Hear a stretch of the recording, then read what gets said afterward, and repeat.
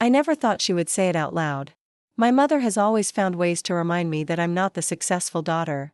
But hearing her announce it at the family reunion, champagne glass in hand, felt like a slap. Well, at least your sister has money.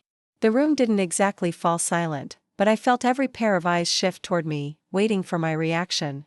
Before we jump back in, tell us where you're tuning in from, and if this story touches you, make sure you're subscribed, because tomorrow, I've saved something extra special for you.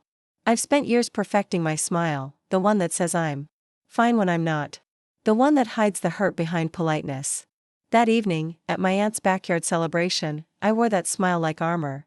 My sister Madison stood across the patio, designer purse casually draped over her arm, pretending she hadn't heard. But she had. Everyone had. 3 days later, my accountant called. That's when everything I thought I knew about my family began to unravel. Family reunions at Aunt Patricia's estate had always been a special kind of torture. The sprawling Tudor-style home in Connecticut served as the perfect backdrop for comparing lives and achievements. This year marked Patricia's 65th birthday, which meant attendance wasn't optional. I'd driven up from Philadelphia that morning, rehearsing small talk in my head, preparing myself for the inevitable questions about my career, my relationship status, my future plans. My mother, Evelyn, had texted me twice to make sure I was dressing appropriately. I chose a simple blue sundress, nothing flashy, but nice enough to avoid criticism. My sister would undoubtedly arrive in something expensive and perfectly tailored. Madison always looked the part of the successful daughter. The moment I arrived, Aunt Patricia engulfed me in a cloud of expensive perfume. "Olivia, you finally made it. Everyone's been asking about you." Her smile was genuine enough, but her eyes did that quick assessment they always did, taking in my modest jewelry, my sensible shoes, my lack of highlights. "Traffic was awful," I said, accepting the glass of wine she pressed into my hand. "Is Mom here yet?" Patricia gestured toward the back patio. "With your father by the grill. Madison just arrived too, wait until you see her new car." Of course. Madison's achievements were always announced like breaking news. I made my way through clusters of relatives, accepting hugs and deflecting questions about why I was still working at that little marketing firm instead of moving up. My cousin Tyler, always kind, pulled me aside to show me pictures of his new baby. A momentary reprieve. My father spotted me first. Thomas Bennett, once imposing in his custom suits, had softened around the edges since retirement. His smile, unlike my mother's, reached his eyes. "There's my girl," he said, pulling me into a half hug. "Your mother was getting worried." Evelyn Bennett turned, martini in hand, eyebrows slightly raised. "Olivia, you're late." Not, "Hello," not, "I've missed you," just immediate criticism. Her blonde hair was freshly colored, her outfit clearly new. "We thought you might have forgotten." "Traffic," I repeated, kissing her cheek. She smelled like gin and expensive face cream. The I-95 was backed up for miles. She nodded distractedly, her attention already shifting. "Have you seen your sister? She just made partner at the firm. Youngest in their history." And there it was, the first comparison of the evening, barely 5 minutes in. "That's great. I'll congratulate her when I see her." My father squeezed my shoulder. "How's work going, Liv? That campaign you mentioned last time, how did it turn out?" Before I could answer, my mother cut in. "Oh, Madison's here." "Madison. Over here, darling." I watched my sister glide across the lawn, a vision in cream linen, her dark hair falling in perfect waves. Where I had inherited our father's sturdy build and practical nature, Madison had received our mother's elegance and ambition. 5 years my junior at 30, she had somehow raced miles ahead in the game of life. Madison hugged our parents, then turned to me with a practiced smile. "Liv, it's been ages." Her embrace was brief, her perfume expensive. "How are you?" "Fine," I said, the word so automatic it had lost meaning. "Congratulations on making partner." "Thank you. It's been absolute madness, but so worth it." She launched into a story about celebrating at some exclusive rooftop bar, names of important clients sprinkled throughout like breadcrumbs of success. Dinner was served buffet style on Patricia's massive patio. I found myself seated between great Uncle Howard, who was mostly deaf, and Cousin Rachel's new husband, whose name I'd already forgotten. Madison sat at the center of the main table with our parents and Aunt Patricia, holding court with tales of her recent business trip to Tokyo. I picked at my food, nodding occasionally at whatever Rachel's husband was saying about cryptocurrency. Across the table, my cousin Megan caught my eye and gave me a sympathetic smile. She understood. Her older brother was the family's golden child, a surgeon with 3 perfect children and a house in the Hamptons. Dessert brought a lull in the conversation. Aunt Patricia stood to make a toast, thanking everyone for coming, expressing how blessed she felt to have such a wonderful family. Then she raised her glass higher.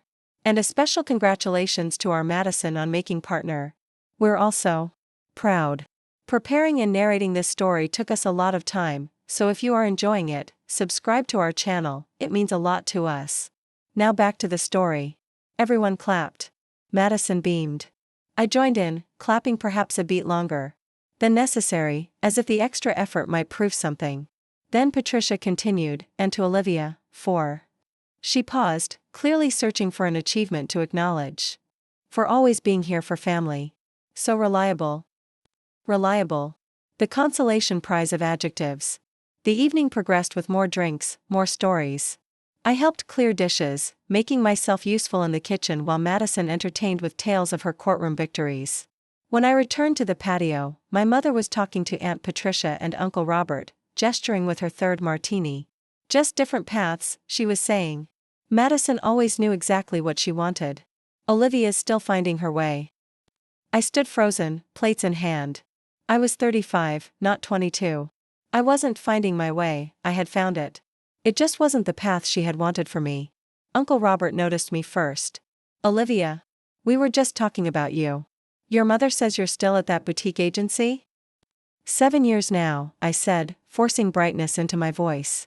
We just landed the Meridian Hotel's account, actually. It's our biggest client yet. That's nice, my mother said dismissively. Madison just bought a condo in Rittenhouse Square. 2 bedrooms with a view of the park. Uncle Robert nodded appreciatively. Smart investment. Well, I said, placing the stack of plates on the table, real estate in Philadelphia is booming. Right now. Exactly why Madison jumped on it, my mother replied. Always thinking ahead. I felt the familiar tightness in my chest, the one that appeared whenever I was reduced to the lesser daughter.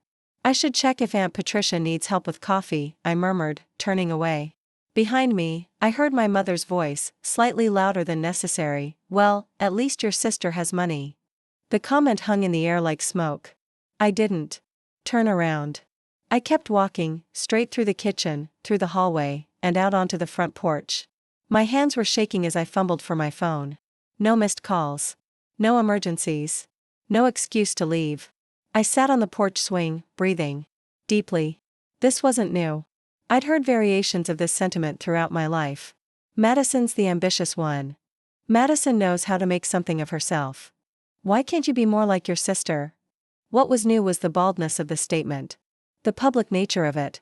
The complete dismissal of my own path, my own choices, my own definition of success. I had always been the responsible one. The one who stayed close to home when our father had his heart attack. The one who helped our grandmother move into assisted living. The one who remembered birthdays and organized holiday gatherings. The one who chose a stable career over a prestigious one. And yet, in my mother's eyes, I was always coming up short. I don't know how long I sat there, but eventually the front door opened. It was my father, looking concerned. You okay, Liv? Your mother's asking where you went. I managed a small smile. Just needed some air. It's crowded in there. He sat beside me, the swing creaking under our combined weight. You know how she gets after a few drinks. She doesn't mean anything by it. But she did. That was the problem. She absolutely meant it. It's fine, Dad. I'm used to it. He sighed, running a hand through his thinning hair. Your sister's always been more like your mother. They understand each other. And I'm more like you? I asked, though I already knew the answer. He nodded. Practical. Reliable. There was that word again. Good with money, even when there isn't much of it. I thought about my modest apartment, my careful savings, my practical car. I wasn't poor by any means, but compared to Madison's lifestyle, I lived simply. By choice, I had always told myself. But sometimes, in moments of honesty, I wondered if it was really resignation disguised as virtue. I should go back inside, I said finally. Before Mom sends out a search party. My father patted my knee. That's my girl. Always doing the right thing. We returned to find dessert in full swing. Madison was showing off photos of her new condo on her phone, relatives crowding around to see. My mother, now on what appeared to be her fourth martini, spotted me and waved dramatically. There you are. I thought you'd left without saying goodbye. That would be just like you, disappearing when things get uncomfortable. Several heads turned our way. I felt heat rising in my cheeks. I was just getting some air, Mom. It's warm in here. She waved her hand dismissively. Well, you're missing Madison's news. Tell her, honey. Madison looked almost apologetic. It's not a big deal.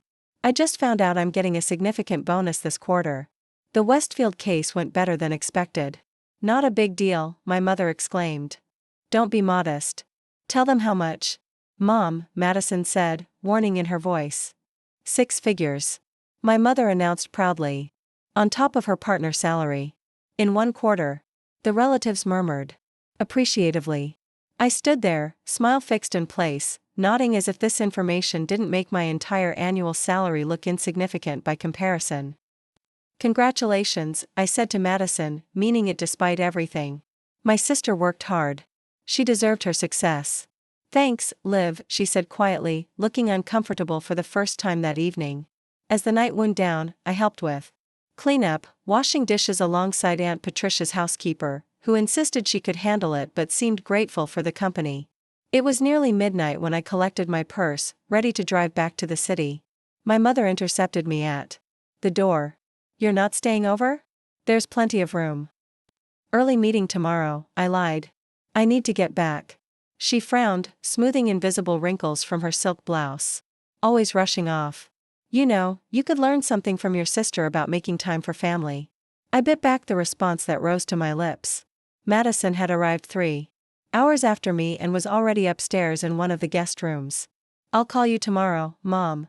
Don't forget your father's birthday next week. Nothing expensive, you know your situation. Just something thoughtful. Your situation. As if my life were a temporary hardship rather than a choice. I drove home in silence, no radio, no podcasts, just the hum of tires on asphalt and the echo of my mother's words. At least your sister has money. As if that were the only measure of worth. The next morning, I threw myself into work. The Meridian Hotels campaign was in its final stages, and as project lead, I had plenty to keep my mind occupied. My team was small but talented, and I took pride in how we punched above our weight class in the Philadelphia marketing scene. By lunchtime, I had almost pushed the family reunion from my mind. Then my phone rang. An unfamiliar number with our city's area code. Olivia Bennett speaking. Ms. Bennett, this is Victor Huang from Precision Financial Services. I'm your accountant Sarah Miller's colleague. She's out on personal leave, and I'm handling some of her client follow-ups. I frowned, trying to place why this would be urgent. I'd filed my taxes months ago, and my next appointment wasn't until fall. Is everything okay? Actually, that's what I'm calling to determine. We've noticed some irregularities in your accounts that Sarah flagged before her leave. I was hoping we could schedule a meeting to discuss them. My stomach dropped. Irregularities? What kind of irregularities? He paused. I'd prefer to discuss this in person, Ms. Bennett. Would tomorrow at 2 p.m. work for you? Alarm bells were ringing in my head. Can you at least tell me what this is regarding? Am I being audited? No, nothing like that, he assured me. It concerns some inconsistencies in your family trust distributions. According to our records, you should have received quarterly payments starting 5 years ago, but we're not seeing those reflected in your accounts. Family trust? I nearly dropped the phone. I think there's been a mistake, I said slowly. I don't have a family trust. There was a long silence on the other end. Ms. Bennett, according to our records, you're a beneficiary of the Bennett Family Trust, established by Howard Bennett in 2015. Your grandfather? My grandfather had died 6 years ago. I remembered the funeral, small, dignified, just as he would have wanted. I remembered my mother handling all the arrangements, the paperwork, the estate matters. I remembered being told there wasn't much left after medical bills. There must be a mistake, I repeated. I've never received any trust payments. That's exactly the irregularity we're concerned about, Victor said, his voice now careful, measured. According to the trust documents, both you and Madison Bennett should have been receiving quarterly distributions of approximately $12,500 each since final probate clearance. $12,500 per quarter.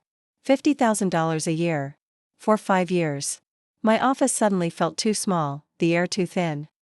"I'll be there tomorrow at 2, I managed to say. After hanging up, I sat motionless at my desk, trying to process what I'd just learned. $250,000. Money that should have been mine. Money I knew nothing about. Money that could have changed everything. The rest of the day passed in a blur.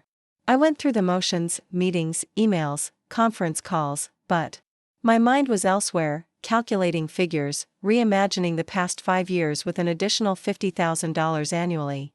The down payment on a house I'd been saving for. The master's degree I'd deferred. The startup I'd dreamed of launching but couldn't finance.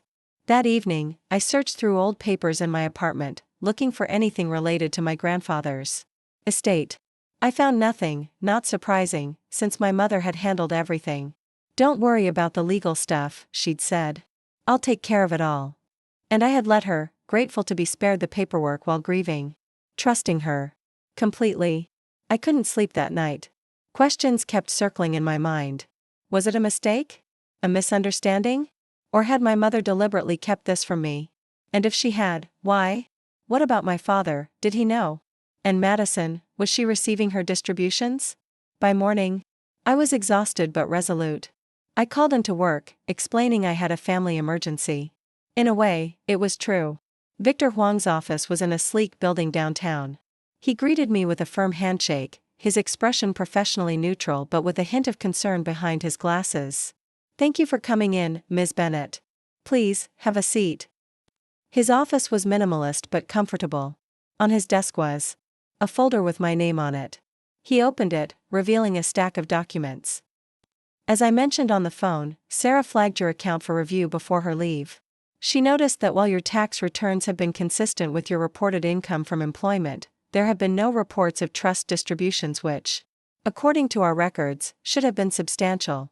He turned the folder toward me. The top document was a trust agreement, my grandfather's signature clear at the bottom. The Bennett Family Trust was established in 2015, shortly before Howard Bennett's passing. It designated specific assets to be held in trust, with quarterly distributions to be made equally to his 2 granddaughters, you and Madison Bennett, beginning after the estate cleared probate. I scanned the document, my grandfather's familiar handwriting in the margins bringing a lump to my throat. How much was the trust worth initially? Victor consulted another page. Approximately $2.6 million, primarily in investments. And a property in Bucks County that was sold in 2018. I felt dizzy. And my mother was the trustee? He nodded. Evelyn Bennett was named trustee, yes. Which is why we found it concerning that one beneficiary appears to have received no distributions. And Madison? Has she been receiving her share? Victor hesitated, professional ethics clearly at war with his concern. "I can't discuss another client's finances specifically, but I can tell you that all distributions designated for Madison Bennett have been properly disbursed according to the trust's terms." My suspicions crystallized into certainty. This wasn't a mistake or an oversight. This was deliberate. "What happens now?" I asked, my voice sounding distant to my own ears. "That depends on what you want to do," Victor said carefully. "If there's been an administrative error, it can be corrected. If there's been..." He paused, choosing his words delicately, "a breach of fiduciary duty, that's a more serious matter that might require legal intervention." Legal intervention. Suing my own mother. "Can I have copies of these documents?" "Of course." He began sorting through the papers. The trust agreement, the probate clearance, the distribution schedule. These should give you a complete picture of what should have happened. As he made copies, I sat in stunned silence. Years of subtle undermining, of comparisons, of being made to feel less than. "At least your sister has money." The words took on a new, sickening meaning. I left Victor's office with a thick envelope of documents and a card for a trust attorney. He recommended. The summer afternoon was bright and hot, but I felt cold all over. That night, I spread the documents across my kitchen table, reading each page carefully, highlighting key passages.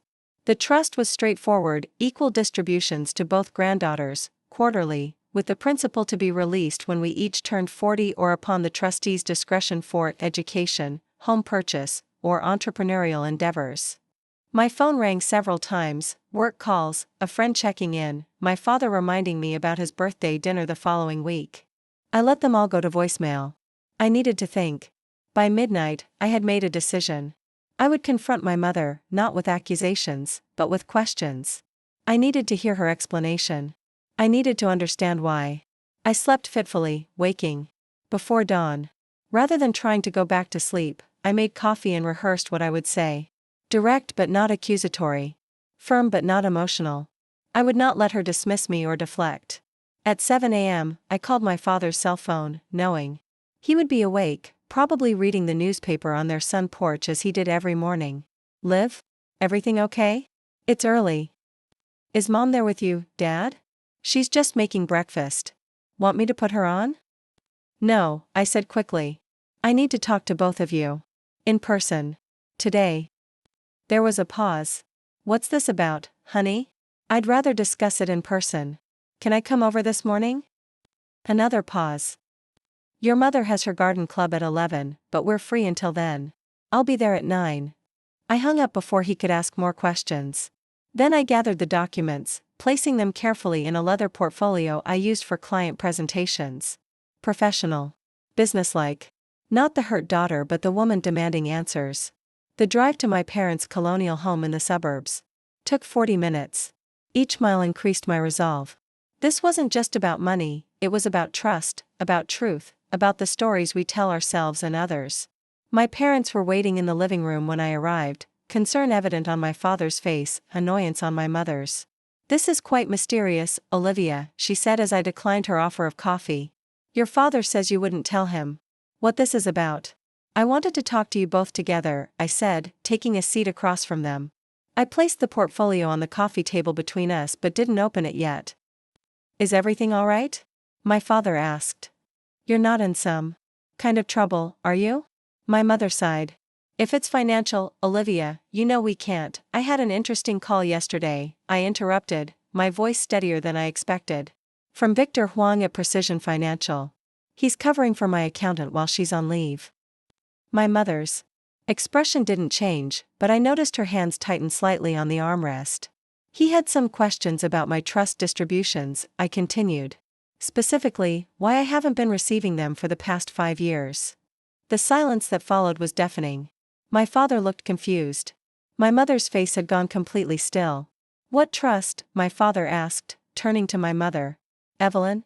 She waved a dismissive hand, but I could see the calculation in her eyes. Oh, he must be confused about your grandfather's estate. That was all settled years ago. I opened the portfolio and removed the trust agreement, placing it on the table. According to this, grandfather established a trust worth $6 million before he died. Madison and I were equal beneficiaries. We were each supposed to receive quarterly distributions of $12,500 starting 5 years ago. My father picked up the document, scanning it with growing confusion. I don't understand. Evelyn, you said Howard's estate barely covered his medical expenses. My mother's composure slipped for just a moment before she recovered. It's complicated, Thomas. There were a lot of outstanding debts. No, I said firmly. There weren't. The trust was fully funded. Madison has been receiving her distributions. I'm the only one who hasn't seen a penny. My father looked up from the document, his face pale. Is this true, Evelyn? For a moment, I thought she might continue denying it. Then her expression hardened. I did what was best for this family, she said, her voice taking on the defensive tone I knew so well. Madison needed that money to establish herself. To make connections. To live in the right neighborhood, wear the right clothes, join the right clubs. You wouldn't have used it properly. The bluntness of it stole my breath. That wasn't your decision to make. Grandfather wanted us both to have that money. Howard wasn't thinking clearly at the end, she snapped. He didn't understand how the world works. Some investments yield better returns than others. I felt sick. I wasn't an investment. I was your daughter. And I was protecting you. You've always been too cautious, too afraid to take risks. That money would have sat in some savings account while you continued in that dead-end job, Evelyn, my father interrupted, shock evident in his voice. What have you done? She turned to him, exasperated. What I've always done, made the hard decisions for this family. Look at them now. Madison is thriving. She's become everything we hoped for. While you've been stealing from Olivia, my father said quietly. It wasn't stealing, she insisted. I'm the trustee. I was managing the assets responsibly. I placed another document on the table. The trust specifically states that distributions must be equal between beneficiaries unless requested for education, home purchase, or business ventures. Which is exactly what Madison needed it for, my mother replied. Her condo, her professional wardrobe, her client entertainment expenses, those are investments in her career. And you never thought I might have similar needs? Or dreams? Or plans? Be realistic, Olivia. What would you have done with $50,000 a year? The question hung in the air between us. What would I have done? Paid off my student loans. Bought a home instead of renting. Started my own agency. Traveled. Invested. Lived without the constant anxiety about emergency funds and retirement savings. I guess we'll never know, I said finally. Because you made that choice for me. My father was still reading through the documents, his expression growing more troubled with each page. Evelyn, this is breach of fiduciary duty. This is potentially criminal. Don't be dramatic, Thomas, she said, but I could hear the first notes of fear in her voice. I've spoken with a trust attorney, I said, watching her face carefully. He says I have grounds to have you removed as trustee and to recover all the distributions I should have received, plus interest. You would see your own mother? She asked, incredulous. You would steal from your own daughter? I countered. She stood abruptly. I have garden club. We can discuss this another time when you're being more reasonable. Sit down, Evelyn, my father said, his voice uncharacteristically firm. This isn't going away. To my surprise, she hesitated, then sat. I had never seen my father contradict her so directly. How much? He asked me. Total, how much should you have received by now? Approximately $250,000, I said. Plus interest. He nodded slowly, then turned to my mother. You're going to step down as trustee immediately. We're going to make this right. Thomas, no, he cut her off. No more excuses. No more manipulations. He turned back to me. I had no idea, Olivia. I swear to you. Your mother handled all the financial matters. I trusted her. Just as I had. The realization created an unexpected bond between us. Does Madison know? I asked, directing the question to my mother. She hesitated, which was answer enough. She knows, I said, the betrayal deepening. My sister, who I had always supported, who I had never resented despite our mother's constant comparisons, had known all along that she was receiving money meant to be shared.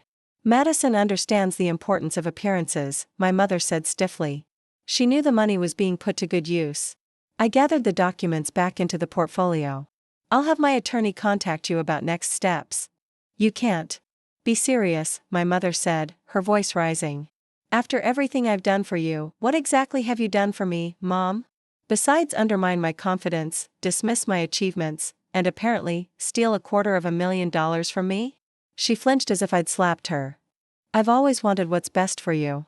No, I said, standing. You've always wanted what's best for your image of this family. There's a difference. I turned to leave, but my father caught my arm. Liv, wait. Please. His eyes were wet. Let me help fix this. I felt a surge of compassion for him.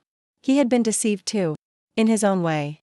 The attorney will be in touch, I said, gentler now. But this can't be swept under the rug.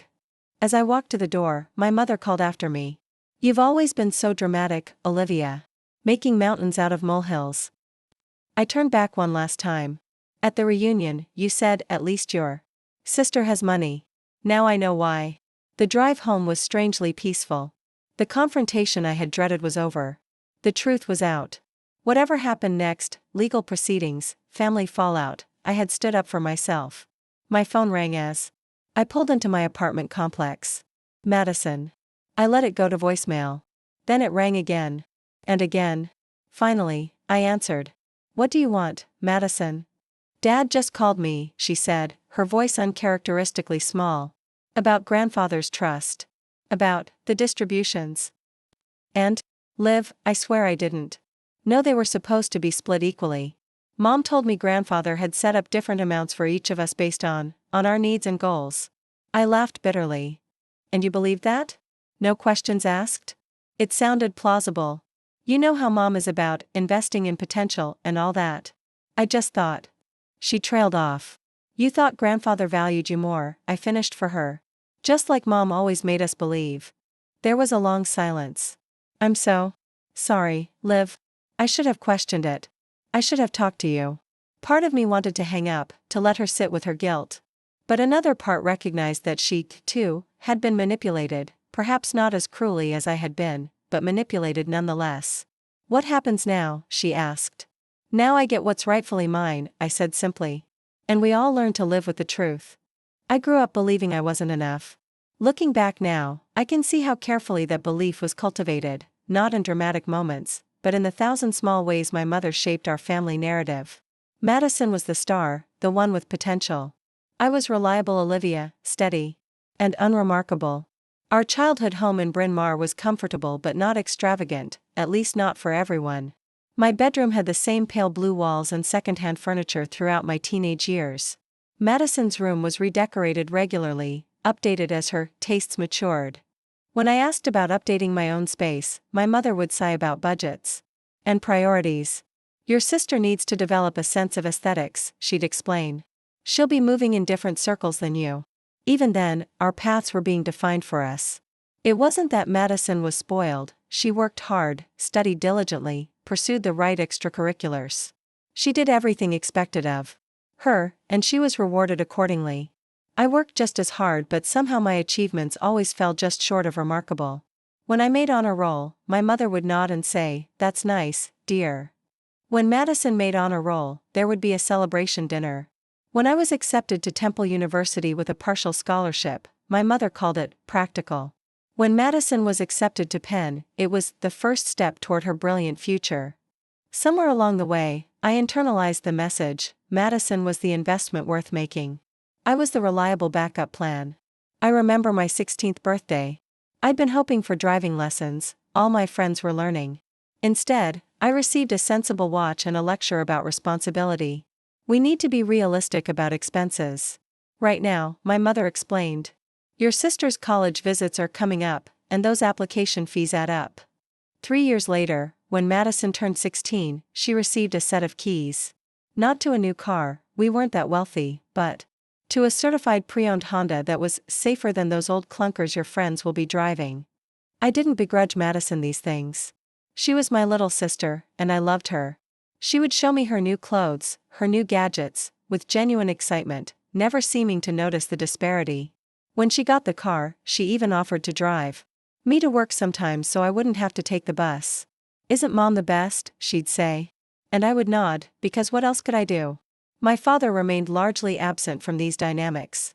A corporate attorney with a demanding schedule, he appeared at dinner most nights, asked perfunctory questions about our days, then retreated to his home office. He wasn't unkind, just detached, as though parenting was a project he delegated to my mother while he handled the financing. When I graduated college, I had 3 job offers. One was from a prestigious marketing firm in New York, lower pay, but excellent reputation and connections. One was from a mid-sized agency in Philadelphia with decent starting salary and clear advancement paths. The third was from a small boutique firm, also in Philadelphia, that specialized in nonprofit clients. I was leaning toward New York, despite the financial challenges. My roommate had a cousin with an affordable apartment share in Brooklyn. It felt like an adventure, a chance to reset the narrative of my life. Then my father had his first heart attack. It wasn't severe, a warning, the doctors said. He would need to reduce stress, change his diet, start taking medication. My mother called me in tears. "I don't know how we'll manage," she said. "Your father will need to cut back his hours. Madison has law school to think about. I just don't know what we'll do." I took the job at the mid-sized Philadelphia agency. Close to home, stable salary, good benefits. Practical. Responsible. Reliable Olivia, doing what was expected. Madison went to law school as planned. My parents helped with her rent for an apartment near campus. An investment in her future. My mother explained when I questioned it. She needs to live in a safe neighborhood with the right kind of networking opportunities. I lived in a tiny studio apartment with inconsistent heat and roommates in the unit above who seemed to rearrange furniture exclusively between midnight and 3 a.m. I ate ramen and worked overtime and sent my father articles about heart-healthy recipes. I dated casually but never seriously. Between work and family obligations, I had little time or energy for building a relationship. When my grandmother fell and broke her hip, it was understood that I would coordinate her care. I was the one with flexibility, according to my mother. I spent my lunch breaks calling rehabilitation facilities, my evenings visiting Grandma Eleanor in the hospital, my weekends helping her transition back home. Madison sent flowers and called when she could, but she was at a critical point in her education. No one expected her to divert her attention. "You've always been so good at these things," my mother would say, patting my hand. "So practical and organized. What would we do without you?" It wasn't that I resented being needed. I loved my grandmother. I was worried about my father. I wanted to help. But sometimes, in quiet moments, I wondered why being reliable had become my entire identity. Why my practicality was both praised and used to limit me. When I was 28, I received a small promotion at work. Project manager for some of our mid-level clients. It came with a modest raise and slightly better health insurance. I was proud. I had earned it through consistent performance and problem solving. I called my parents to share the news. "That's nice, dear," my mother said. "Did you hear Madison made law review? We're taking her to Capitoli to celebrate this weekend. You're welcome to join us, of course." I didn't join them. I took myself out for a nice dinner instead, ordered a glass of champagne, and toasted my own achievement.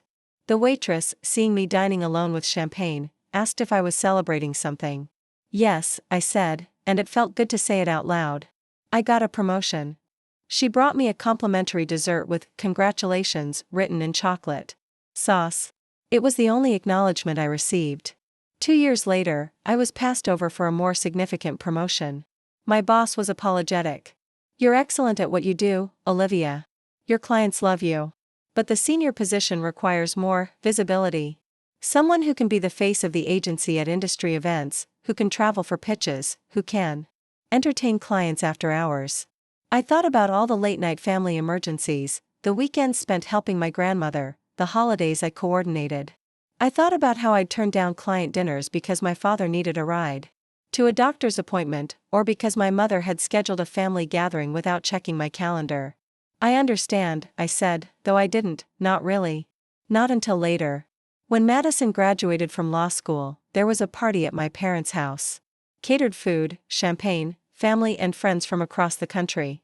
My mother glowed with pride as she introduced Madison to everyone as "our brilliant daughter, the attorney." I helped set up before guests arrived, stayed late to clean up after. At one point, my Aunt Diana found me in the kitchen, loading the dishwasher. "Always working, Olivia," she said, the wine making her more direct than usual.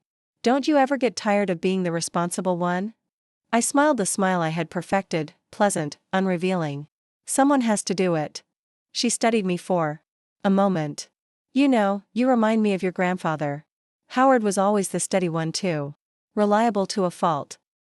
It was the first time anyone had compared me to my grandfather, and it felt like a gift. I had loved him, though we weren't close. He was quiet, thoughtful, more interested in his books and his garden than family drama. "He worried about you," Diana continued, lowering her voice.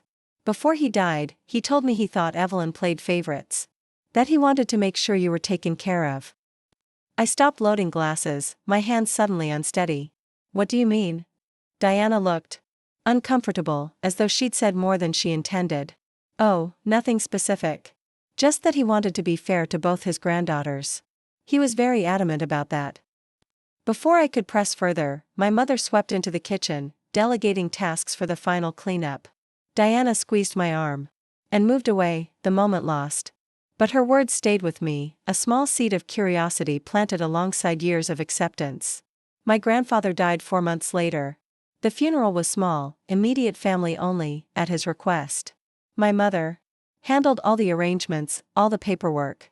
"There's no need for you girls to worry about the details," she said. "Just focus on remembering your grandfather."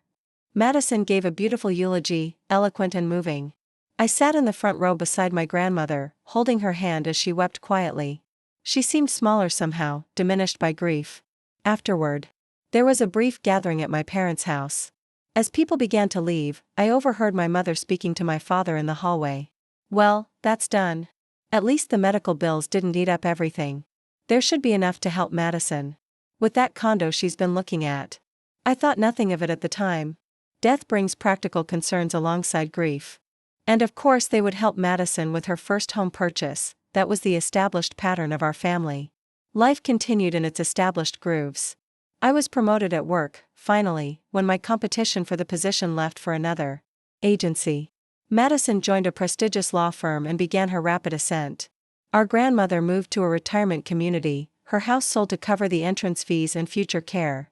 I dated occasionally, nothing serious until I met Jason at a friend's wedding. He was kind, funny, grounded, a high school history teacher with a passion for community theater. We moved in together after a year, sharing a small but comfortable apartment near Rittenhouse Square. My mother was politely underwhelmed when I introduced him. A teacher? How fulfilling for him. Will he be going into administration eventually? When I explained that Jason loved classroom teaching and had no administrative ambitions, she merely nodded. "Well, it's good you have your own career, then." Madison, meanwhile, was dating a surgical resident she'd met at a charity gala. When they got engaged, my mother immediately began planning an engagement party worthy of them both. The disparities continued, so familiar I hardly noticed them anymore. It was simply how our family operated. Madison was the star, I was the supporting character. I had built my life around that reality, found my own small happinesses within its constraints. Then came the phone call from Victor Huang, and suddenly the solid ground beneath me shifted. After confronting my parents, I sat in my car outside their house for nearly an hour, trying to process everything. The trust. The deception. The years of believing I wasn't worth investing in, when all along, my grandfather had tried to ensure I was provided for equally. My phone kept ringing, Madison, then my father, then Madison again. I ignored them all. I needed time to think. To feel, to understand what this meant not just for my finances but for my entire understanding of my place in the family. When I finally drove home, Jason was waiting, concerned by my cryptic text about a family emergency. I showed him the trust documents, explained what I'd learned. "Your mother stole $250,000 from you," he asked, incredulous. "And your sister knew?"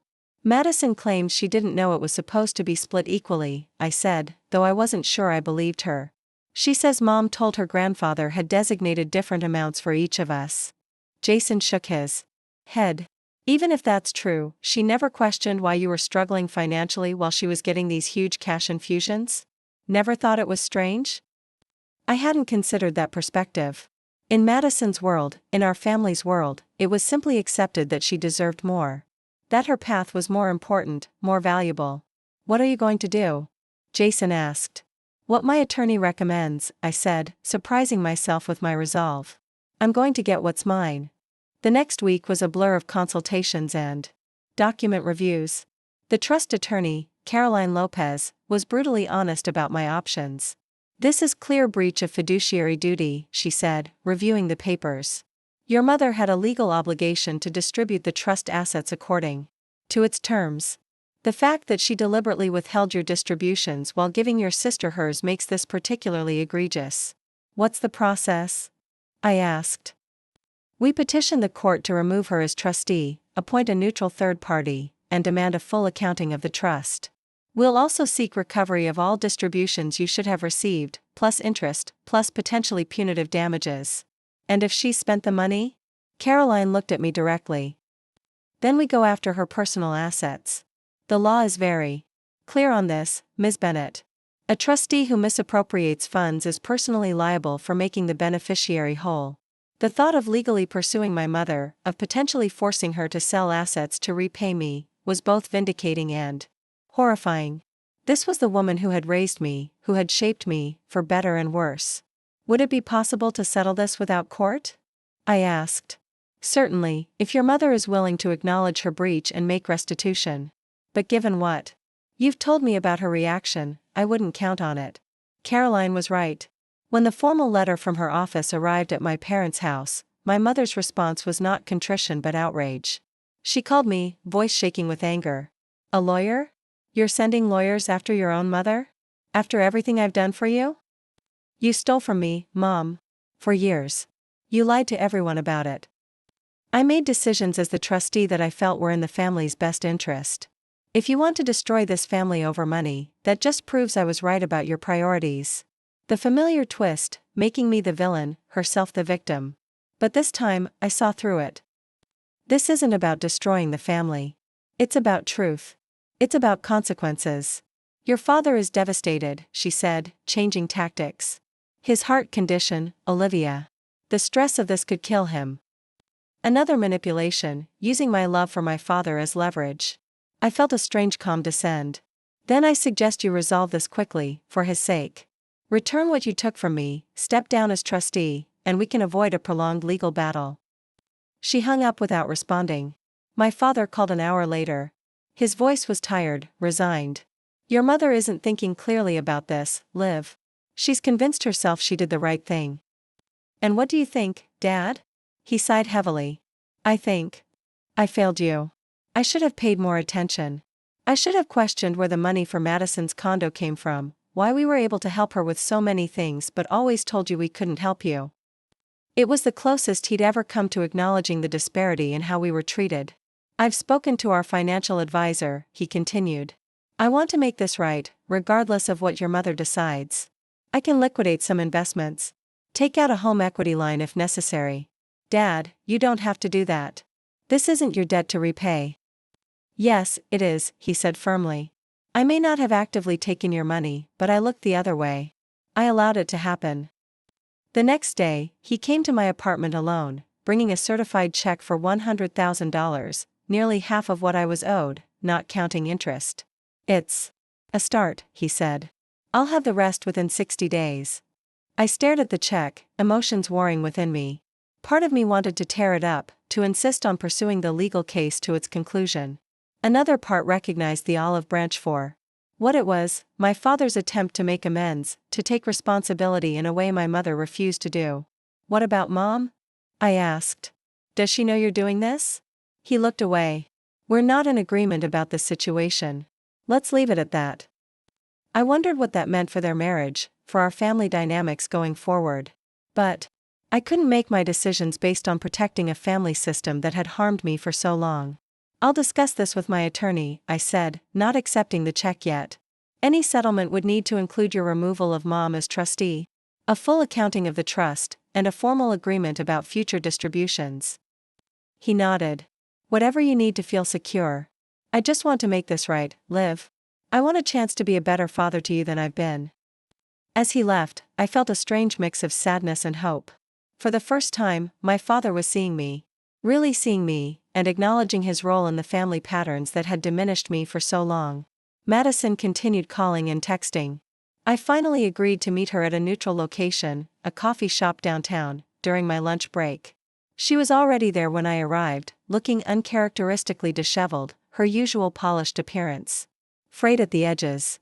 Thank you for coming, she said as I sat down across from her. I've been so worried about you. About me, or about what this means for you?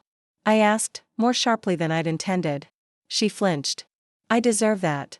But, Liv, you have to believe me when I say I didn't know the money was supposed to be split equally. Mom always made it sound like grandfather had set things up that way intentionally, different amounts for different needs. And you never questioned why I got nothing? Why I was working overtime and living with roommates while you had a luxury condo and designer clothes? She looked down at her untouched coffee.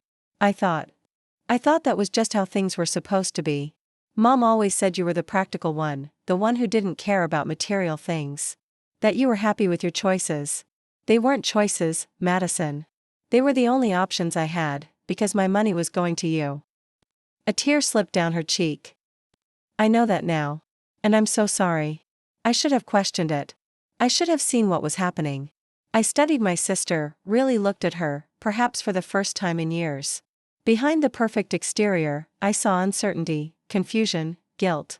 She had been molded by our mother just as surely as I had been shaped into the golden child while I was cast as the reliable disappointment. Dad gave me a check yesterday, I said. For part of what I'm owed. She nodded. I know. He told me. He's liquidating some investments and he asked if I would contribute too. That surprised me. What did you say? I said yes, of course. It's your money, Liv. It always was. I've already spoken to my financial advisor about restructuring some investments. I can have about $75,000 to you by the end of the month. I hadn't expected this, hadn't expected anything from Madison except perhaps defensive justifications. The offer of restitution, of acknowledgement, felt like the first honest exchange between us in years. That would help, I admitted. But this isn't just about the money, Madison. It's about years of being treated like I was less valuable, less worthy of investment. By Mom, by the family, maybe even by you. She didn't deny it. I know. And I don't know how to fix that. I don't know if it can be fixed. But I want to try. As I walked back to my office after our meeting, I felt lighter somehow. Not because everything was resolved, far from it. The legal process was still ongoing. My mother still refused to acknowledge her wrongdoing. The family dynamics that had shaped my entire life wouldn't change overnight. But for the first time, I was standing in my truth. I was refusing to accept the narrative that had been constructed for me, the story that I was less deserving, less valuable, less worthy of investment than my sister. For the first time, I was writing my own story. The check from my father sat on my desk for 3 days. $100,000, enough to change my immediate financial reality, but not enough to erase the years of inequality. Every time I looked at it, I felt conflicted. Taking it seemed like accepting a partial solution, a way for my father to ease his conscience without addressing the deeper issues. Not taking it felt like cutting off my nose to spite my face. On the 4th day, I called Caroline Lopez. Your father's offer is a start, she said after I explained the situation. But without a formal agreement about the rest of the money, the removal of your mother as trustee, and guarantees about future distributions, it's just a band-aid on a bullet wound. What would you advise? Let me draw up a settlement agreement. We'll specify that this $100,000 is the first installment of the full amount owed, plus interest. We'll include a timeline for the remaining payments, provisions for your mother's removal as trustee, and terms for future trust administration. And if they refuse to sign? Then we proceed with the court petition. But given that your father seems willing to make this right, and your sister is apparently offering to contribute as well, we may be able to resolve this without a judge. That afternoon, I deposited the check but asked my bank to place a hold on the funds pending the settlement agreement. It was a precaution, a way of accepting the money without surrendering my position. That evening, Jason and I sat on our small balcony, sharing a bottle of wine and talking through the situation for what felt like the 100th time. If they pay you back everything, with interest, he asked, what will you do with it? It was a question I'd been asking myself since Victor Huang's first call. What would I do with $250,000 plus interest? What opportunities had I been denied all these years? Pay off my student loans, I said, listing the practical first. Maybe put a down payment on a place of our own. Jason nodded encouragingly. Those are good starts. What about your agency idea? For years, I dreamed of starting my own marketing firm focused on nonprofit organizations and social enterprises. I had the experience, the client relationships, the vision, but never the capital to make the leap. Maybe, I said cautiously. It's a big risk. One you're perfectly equipped to take, he said. You've been managing campaigns for 7 years. Your clients love you. You know the nonprofit world inside and out. His confidence in me was still something I was getting used to, someone who saw my potential without qualifications or comparisons. What about you? I asked. If we used the money for a down payment, the mortgage would be in both our names. That's a big commitment. He took my hand. Liv, I was going to wait for a more romantic moment, but I've been carrying this around for 2 weeks. From his pocket, he produced a small box. Inside was a simple, elegant ring, a sapphire, surrounded by tiny diamonds. I know everything's complicated right now, he said. And we can wait until the trust situation is settled. But I love you, Olivia Bennett. I want to build a life with you, not because you're reliable or practical, but because you're extraordinary. Because you deserve so much more than you've ever asked for. Tears sprang to my eyes. Are you proposing to me in the middle of my family financial crisis? He grinned. Is there a better time to prove I'm in this for the long haul? I laughed. Through my tears and slid the ring onto my finger. Yes. Yes to the proposal, yes to starting our life together, yes to taking risks together. He kissed me, and for a moment, the complexity of everything else fell away. This was mine, this relationship, this love, this future, and it had nothing to do with my family's twisted dynamics. The next morning, I went to work with a new sense of purpose. I had meetings with the Meridian Hotels team, finalizing their campaign launch for the following month. The work was good, meaningful, challenging, creative. But for the first time, I allowed myself to imagine beyond it, to see it as a stepping stone rather than a final destination. During my lunch break, I called Madison. I've been thinking about your offer to contribute to the repayment, I said. I'm having my attorney draft a settlement agreement that would outline the terms, the full amount, the timeline, the transfer of trustee duties. She didn't hesitate. Send it to me when it's ready. I'll sign it. Madison. I paused, trying to find the right words. Why are you doing this? You could side with Mom, fight this, drag it out. There was a long silence on the other end. Because I'm starting to see how much I've benefited from an unfair system.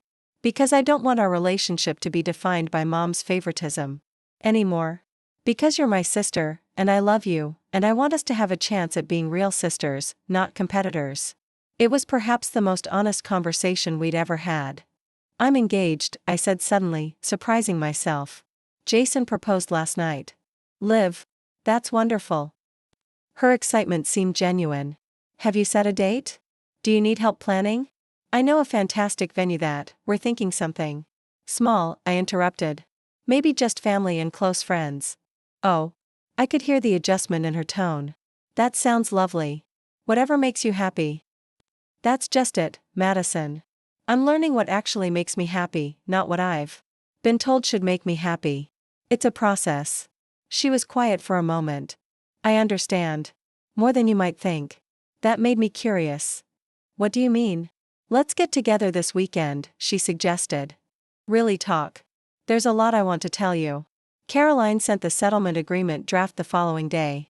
It was comprehensive, detailing the exact amount owed, $252,500 plus 5% compounded interest, the payment schedule, initial $100,000 from my father, $75,000 from Madison within 30 days, remainder from my parents within 60 days, the immediate removal of my mother as trustee, and the appointment of a neutral professional trustee going forward. I forwarded it to my father and Madison with a simple note, this is what making things right looks like. My father responded within hours, I'll sign this. Working on your mother. Madison's response was even simpler, already instructed my bank on the transfer. We'll sign tomorrow. My mother maintained her silence. The weekend came, and with it my planned meeting with Madison. We met at a quiet restaurant in Chestnut Hill, neutral territory, away from our usual haunts. She arrived first, already seated at a corner table when I walked in. She looked different somehow, less polished, more authentic. Her hair was pulled back in a simple ponytail, her makeup minimal, her outfit casual. You look different, I said as I sat down. She smiled ruefully. I'm trying something new, actually being myself instead of Mom's version of me. We ordered drinks, wine for her, sparkling water for me, and studied our menus in comfortable silence. Congratulations again on your engagement, she said after we'd ordered. Jason seems wonderful. He is, I agreed. He sees me for who I am, not who he thinks I should be. It's freeing. She nodded thoughtfully. That's rare. And valuable. What about you and Dr. Perfect? Mom said you were getting serious. Madison laughed, but there was little humor in it. Andrew and I broke up last month. Mom doesn't know yet. I've been avoiding her calls. This surprised me. I thought he was checking all the boxes, successful, from a good family, country club membership. Exactly. He was perfect on paper. Perfect for the Madison that Mom created. She took a sip of her wine. But I was miserable, Liv. I realized I was living her dream, not mine. I studied my sister with new eyes. What is your dream? What would you do if you weren't trying to fulfill Mom's expectations? She looked almost embarrassed. Promise. Not to laugh? Cross my heart. I want to practice family law. pro bono work for domestic violence survivors, custody cases for low-income families. Not corporate law, not the prestigious firm with the corner office and 100-hour weeks. I was genuinely surprised. Since when? Since always, really. I did an internship at the Women's Legal Aid Center during my second year of law school. It was the most fulfilling work I've ever done. But when I told Mom I was considering focusing on family law, she nearly had a conniption. No daughter of mine is going to waste her degree on charity cases, she said. So Madison, too, had been molded against her will, pushed into a life that looked impressive but felt hollow. What about now? I asked. With everything that's happening, are you reconsidering?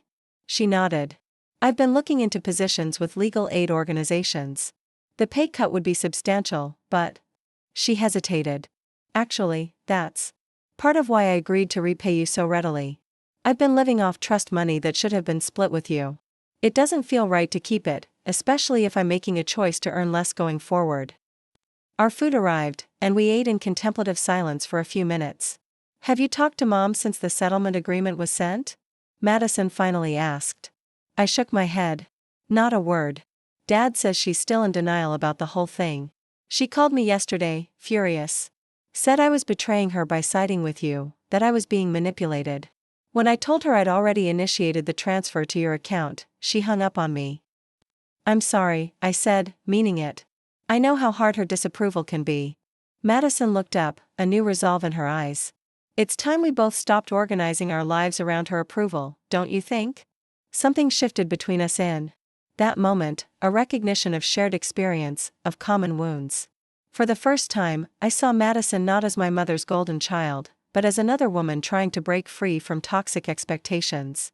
To living our own truths, I said, raising my water glass. She clinked her wine glass against it. To being sisters without being rivals. The following week brought unexpected developments. My father came to my office, asking to speak privately. We walked to a nearby park, the summer air heavy with humidity. Your mother has agreed to sign the settlement, he said without preamble. With one condition. I tensed. What condition? She wants discretion. No family discussion of the trust situation, no legal proceedings that might become public record. Just a private resolution and then, moving forward. Of course. Image was everything to Evelyn Bennett. The thought of relatives, friends, and colleagues learning she had misappropriated trust funds from her own daughter would be unbearable. So she's not sorry she did it, I clarified. She's sorry she got caught. My father looked pained. Olivia, your mother is complicated. She genuinely believes she was doing what was best for the family. Her vision of best is just skewed by her own upbringing, her own values. Her own selfishness, I added. He didn't contradict me. The important thing is that she's willing to make financial restitution. She'll step down as trustee. You'll get everything you're entitled to. And we're all supposed to pretend it never happened? Go back to holiday dinners and birthday celebrations like she didn't steal from me for years? I'm not saying it will be easy, he admitted. Or that things will ever be the same. I'm just asking if you can accept the settlement without insisting on public acknowledgement of wrongdoing. I thought about it. Part of me wanted vindication, wanted everyone to know what my mother had done, wanted her to face consequences beyond financial ones. But another part recognized that dragging this through the courts or the family grapevine would only prolong the pain, keep me tethered to the past. I'll agree to discretion, I said finally. But I want a face-to-face apology. Not a generic. I'm sorry if you felt hurt non-apology. A real acknowledgement of what she did and the impact it had.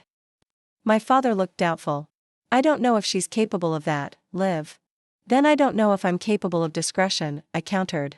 Those are my terms. He nodded slowly. I'll talk to her. 2 days later, I received an email from Caroline. The signed settlement agreement was attached, my father's signature, Madison's, and finally, my mother's. The first installment had cleared my account. Madison's transfer was processing. The paperwork to remove my mother as trustee had been filed. It was happening. After years of inequality, of feeling less than, I was finally receiving what was rightfully mine. The validation was almost as valuable as the money itself. That evening, my mother called. I almost didn't answer, but curiosity won out. Hello, Mother. Olivia. Her voice was tightly controlled. Your father says you want a meeting. Yes. An apology, actually. She was silent for a moment. I've signed the papers. I'm paying back the money. Isn't that enough? No, I said simply. It's not. Another silence, longer this time. Fine. Tomorrow at noon. The house. Not the house, I countered. Somewhere. Neutral. The cafe at the art museum. Public enough to discourage a scene, but quiet enough for a real conversation. And a place my mother respected. She was a museum patron, served on committees for various cultural institutions. Fine, she repeated, and hung up. I arrived at the museum cafe precisely at noon the next day. My mother was already there, immaculately dressed as always, a cup of tea steaming in front of her. I ordered a coffee and sat across from her, waiting. She looked older somehow, more fragile than I remembered from just weeks ago. The carefully maintained facade was showing cracks. I don't know what you expect me to say, she began. The truth would be a good start, I suggested. Why you kept my trust distributions. Why you lied about it. Why you've always treated Madison and me so differently. She stared down at her tea. I did what I thought was right. Stealing from me was right? Her head snapped up. I wasn't stealing. I was redistributing family resources where they would have the most impact. Madison had potential, real potential. She could move in the right circles, make the right connections, become someone important. You were always going to choose the safer path, the smaller life. The casual cruelty of it took my breath away. And you made sure of that, didn't you? By withholding opportunities, by never encouraging my ambitions, by making me feel like I was only valuable when I was useful. That's not fair, Olivia. I gave you a good life. You gave me scraps from Madison's table and called it generosity. She flinched at that. I never meant to harm you. I truly believed I was making the right choices for everyone. Even when those choices meant lying to me about money that was legally mine? Even when they meant making me believe my grandparents didn't care enough to help me? Even when they meant watching me struggle financially while Madison lived in luxury? For the first time, I saw a flicker of something like shame cross her face. I told myself you were stronger for it. That you didn't need the advantages Madison did. I didn't need them, or I didn't deserve them. She didn't answer directly. My own mother always told me that resources should go where they can multiply. Madison was an investment that would pay dividends for the whole family. Your path was different. And who decided these paths? Who decided, when I was just a child, that Madison was the one worth investing in and I was the one who should learn to do without? Again, no direct answer. I'm sorry if you felt overlooked. I stood up, my coffee untouched. That's not an apology, Mother. That's deflection. And until you can genuinely acknowledge what you did and take responsibility for it, we have nothing more to discuss. As I turned to leave, she caught my wrist. I've signed the papers, Olivia. I'm giving you the money. What more do you want from me? I looked down at her, this woman who had shaped so much of my life through her conditional love and manipulative tactics. I want you to understand what you've done. Not just to me, but to Madison too. You've tried to turn us into extensions of yourself instead of letting us become who we were meant to be. You've valued appearance over authenticity, status over happiness. She released my wrist, her expression hardening. You've always been so judgmental. So righteous. No, Mother. I've always been so accommodating. So eager to please. But not anymore. I walked away then, out of the cafe, through the museum's grand hallway, and into the bright summer day. I felt lighter with each step, unburdened by the weight of seeking my mother's approval, of trying to prove my worth in a rigged game. That evening, I met with Jason and shared what had happened. She's incapable of a real apology, I concluded. At least right now. What does that mean for your relationship? Going forward? He asked gently. I considered the question carefully. I think it means we need distance. Boundaries. I can't cut her off entirely, she's still my mother, still a part of my life. But I can't keep seeking validation from someone who fundamentally doesn't see my value. And the money? The trust? I'll take what's mine. I'll use it to build the life I want, not the life she thinks I should have. Maybe someday she'll see that I was always enough, exactly as I am. But I can't wait for that recognition anymore. He squeezed my hand. So what's the first step in this new life? I smiled, feeling a spark of excitement despite everything. I think it's time to draft a business plan. Horizon Marketing Collective, specializing in nonprofit and social enterprise clients. What do you think? I think it sounds exactly like you, purposeful, thoughtful, and ready to make an impact. 2 weeks later, the final payment from my parents cleared my account. The trust had a new, professional trustee. Future distributions would come quarterly, as my grandfather had intended all along. Madison and I met for dinner to mark the occasion, not to celebrate exactly, but to acknowledge this turning point for both of us. I gave notice at the firm today, she announced as we sat down. I start at Philadelphia Legal Aid next month. Seriously? That's a huge change. She nodded, looking both terrified and exhilarated. Mom's furious, of course. Says I'm throwing away my education, my connections, my future. But for the first time, I feel like I'm choosing my own path. I know the feeling, I said. I'm giving notice next week. Starting my own agency. Her eyes widened. Liv, that's amazing. Terrifying, but amazing. Exactly. I've played it safe my whole life, partly because I had to, financially, but partly because I internalized Mom's message that I wasn't the risk taker, the ambitious one. And now? I smiled. Now I'm rewriting that story. Using the trust money as it was intended, as a foundation to build on, not as a ceiling to stay under. Madison raised her glass. To rewriting our stories. To being who we really are. Not who we were told to be. I clinked my glass against hers. To recognizing our own worth, even when others don't. As we sat there, two sisters beginning to know each other as adults, as equals, I realized something profound. The money matters had been settled, but the real inheritance from my grandfather wasn't financial at all. It was this moment of clarity. This opportunity to break generational patterns and define success on my own terms. The true wealth was in recognizing that I had always been enough, not because of what I achieved or acquired, but simply because of who I was.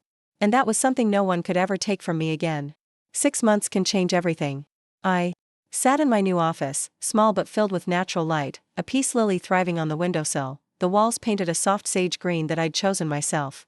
The sign on the door read, Horizon Marketing Collective, and below it, Olivia Bennett, founder and CEO.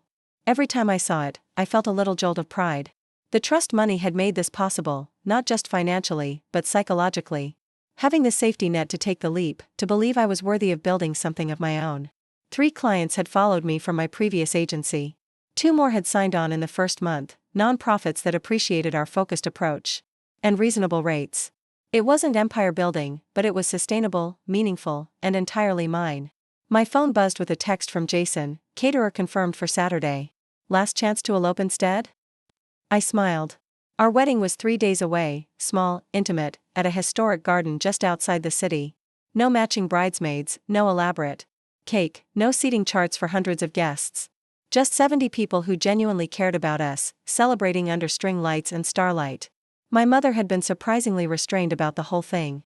After our confrontation at the museum cafe, we'd settled into a careful, distant politeness. She'd offered to help with wedding planning exactly once. When I declined, she simply nodded and said, "It's your day." Progress, of a sort. Madison was my only attendant, a maid of honor who had thrown herself into supporting my vision rather than imposing her own. She'd helped me find my dress, a simple slip of ivory silk that made me feel elegant and authentically myself. She'd accompanied me to taste cakes and sample wines, offering opinions only when asked. "Are you nervous?" She'd asked the previous evening over dinner. About marrying Jason? Not at all, I'd replied honestly. About having everyone we know witness it? A little. She'd understood immediately. Mom will behave. Dad will make sure of it. My relationship with my father had evolved too. He'd made an effort to connect with me one-on-one, meeting for lunch every few weeks, asking thoughtful questions about my business, my plans, my perspective. He'd apologized, more than once, for his passive role in the family dynamics that had hurt me. I always told myself I was staying neutral, he'd confessed. But there's no such thing as neutrality when there's an imbalance of power.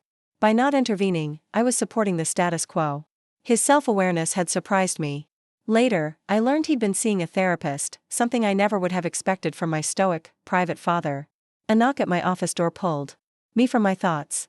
Amara, my first hire, a brilliant graphic designer with nonprofit experience and a portfolio that had impressed me immediately, poked her head in. "The Westside Community Center mock-ups are ready when you have a moment," she said. "And there's someone here to see you. She doesn't have an appointment." I glanced at my calendar, which showed a clear hour before my next meeting. Who is it? She says she's your grandmother? Eleanor Bennett? I stood up so quickly my chair rolled back and hit the wall. Send her in, please. Grandmother Eleanor had been a peripheral figure in my life for years, present at major family events but always somewhat distant. After my grandfather's death, she'd become even more removed, her health declining, her world shrinking to the retirement community where she lived. I'd visited occasionally, but our conversations had remained surface level, pleasant but lacking depth. She entered my office slowly, leaning on a cane but still straight-backed and dignified at 82. Her silver hair was neatly styled, her clothes simple but elegant. Olivia, she said, her voice stronger than I remembered. This is quite a lovely space. I hurried around my desk to help her to a chair. Grandmother, what a surprise. Is everything all right? She waved off my concern. I'm perfectly fine. Just old, which is to be expected at my age. She settled into the chair, looking around with interest. I wanted to see this business of yours. Your father mentioned it, said you were doing well. I returned to my seat, still surprised by her appearance. We're off to a good start. It's early days, but I'm optimistic. She nodded approvingly. Howard would have been pleased. He always said you had a good head for business, even when you were small. You'd count your birthday money and make little budgets in those notebooks you carried everywhere. The mention of my grandfather brought a lump to my throat. I didn't know he noticed that. He noticed everything about you girls. She placed her handbag on her lap, opened it, and removed an envelope. Which brings me to why I'm here. She held out the envelope. I took it, curious. Open it, she instructed. Please. Inside was a letter, handwritten on heavy stationery. The date at the top showed it had been written 7 years ago, shortly before my grandfather's death. My dearest Olivia, it began. If you're reading this, then Eleanor has finally decided it's time. I had hoped to share these thoughts with you in person, but my health is failing faster than expected, and some things shouldn't be left to chance. I looked up at my grandmother, questions in my eyes, but she merely gestured for me to continue reading. I've watched you grow into a remarkable young woman, thoughtful, resilient, kind. I've also watched with concern as your mother has consistently favored your sister, creating a dynamic that undermines your confidence and limits your opportunities. Eleanor and I have discussed intervening many times, but family relationships are delicate, and we feared making things worse. Instead, I've established a trust that will provide for both you and Madison equally. The money isn't a fortune, but it should offer each of you the freedom to pursue your dreams without financial constraint. My only regret is that I won't be there to see what you create with this opportunity. Remember this always, your worth is not measured by your mother's approval or by comparison to anyone else. You are enough, exactly as you are. All my love, Grandfather Howard. Tears blurred my vision. I carefully folded the letter and returned it to the envelope. He wrote this for me? Grandmother Eleanor nodded. And I failed to deliver it. One of many failures in recent years, I'm afraid. I don't understand, I said. Why are you giving it to me now? She sighed deeply. After Howard died, I fell into a depression that I didn't recognize as such at the time. Everything required so much effort, even the simplest tasks felt overwhelming. Your mother stepped in, handling paperwork, making arrangements, taking control. I was grateful then. Up next, you've got 2 more standout stories right on your screen. If this one hit the mark, you won't want to pass these up. Just click and check them out. And don't forget to subscribe and turn on the notification bell so you don't miss any upload from us.